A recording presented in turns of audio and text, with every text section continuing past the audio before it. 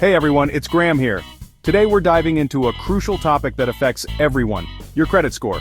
It doesn't matter if you're eyeing that dream house, hoping to snag a low-interest car loan, or even just wanting to rent an apartment, your credit score is like this secret password that can unlock some incredible opportunities or slam the door in your face. Now you might be thinking, Graham, I know credit scores are important, but what exactly impacts them? Well, that's exactly what we're going to break down today. We're going to uncover the 5 most common mistakes people make that absolutely tank their credit scores. And trust me, these are mistakes I've seen people make time and time again. By the end of this video, you'll not only understand these mistakes, but you'll also know exactly how to avoid them. So, let's dive right in and make sure you're not leaving money on the table because of a low credit score. Alright, let's kick things off with the biggest mistake of all: missed payments. This one's a no-brainer, guys, but it's also the most common mistake people make. Think of your credit score like a report card for your financial responsibility. Every time you miss a payment, it's like getting a big fat F on that report card. And the worst part, even one late payment, even if it's just 30 days overdue, can send your credit score plummeting. We're talking a potential drop of 50 to 100 points or even more depending on your credit history. That's a massive hit. And it can take months, even years, to recover from that. So, how do you avoid this credit score killer? Well, for starters, set up reminders. Put it in your phone, use a calendar app, write it on your hand if you have to, but don't rely on your memory alone. Life gets busy, things slip our minds, but a missed payment doesn't have to be one of them. But here's the real pro tip: automate your payments. Seriously, this is the ultimate set it and forget it solution. Most banks and credit card companies offer automatic payment options so you never miss a due date. It's like having a personal assistant for your finances, making sure you're always on top of things. Trust me, automating your payments is one of the best things you can do for your credit score. Now let's talk about credit utilization. This one often trips people up because it's not as straightforward as missed payments. See, credit utilization is basically how much of your available credit you're actually using. It's calculated by dividing your total credit card balances by your total credit limit. For example, let's say you have a credit card with a $10,000 limit, and you've currently got a balance of $3,000 on it. That means your credit utilization is 30%, because you're using 30% of your available credit. Now here's the kicker. Ideally, you want to keep your credit utilization below 30%. Why 30%? Well, lenders look at this number as a measure of how reliant you are on credit. A high credit utilization, like consistently being above 30%, can signal to lenders that you might be over-reliant on credit, which can make them a bit hesitant to lend you more. So how do you keep this credit utilization beast in check? First and foremost, try to pay down your balances as much as possible. The lower your balances, the lower your credit utilization. Even better, try to pay your credit card balances in full every month. Another strategy is to be mindful of your spending. If you know you have a big purchase coming up, maybe hold off on using your credit cards for a bit so you can keep your utilization low.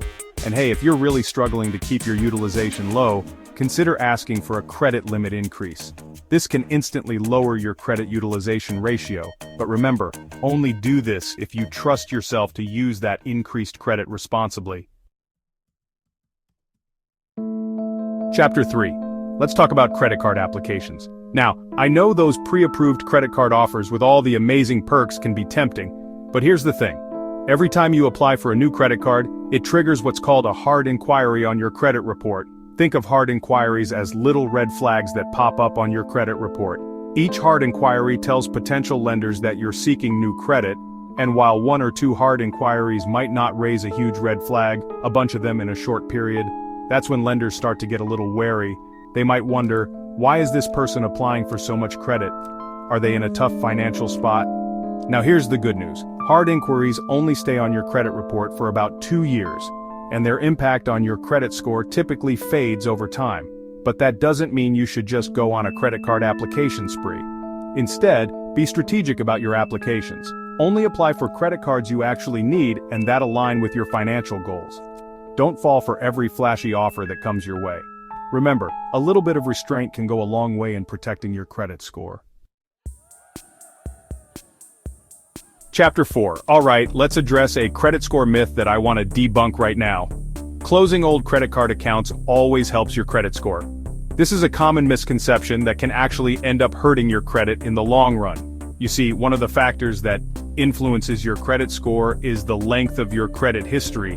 Lenders like to see a long and established credit history because it shows them you've been managing credit responsibly for an extended period. When you close an old credit card account, especially if it's one of your oldest accounts, you're effectively shortening your credit history. Not only that, but closing old accounts can also negatively impact your credit utilization ratio. Remember how we talked about keeping your credit utilization below 30%? Well, when you close an account, you're reducing your total available credit, which can actually increase your credit utilization ratio if you have balances on other cards. So, what's the verdict on old credit accounts? In most cases, it's best to keep them open, even if you're not using them actively. They're like trophies on your credit report, showcasing your long and responsible credit history. Chapter 5. We've arrived at the final and often overlooked mistake that could be wreaking havoc on your credit score: neglecting to monitor your credit report. Think of your credit report as your financial fingerprint. It contains detailed information about your credit history, including your open accounts, payment history, and any outstanding debts. Now, here's the thing. Errors can happen on your credit report. Typos, inaccurate information, even accounts that don't belong to you. These errors can drag down your credit score without you even realizing it. And that's not all. Monitoring your credit report is also crucial for catching signs of identity theft. So, how often should you check your credit report? I recommend checking it at least once a year, if not more often. You can access your credit report for free from each of the 3 major credit bureaus: Equifax, Experian, and TransUnion. Many free credit monitoring services are available online, making it easier than ever to stay on top of your credit health. Remember, knowledge is power, and when it comes to your credit score, staying informed is the best defense against errors, inaccuracies, and potential fraud. Make it a habit to regularly review your credit report, and if you do spot any errors, dispute them immediately with the respective credit bureau. Thanks for watching. If you found this video helpful, make sure to hit the like button and subscribe for more tips on managing your finances. And remember, staying informed is the first step to maintaining a healthy credit score. See you next time.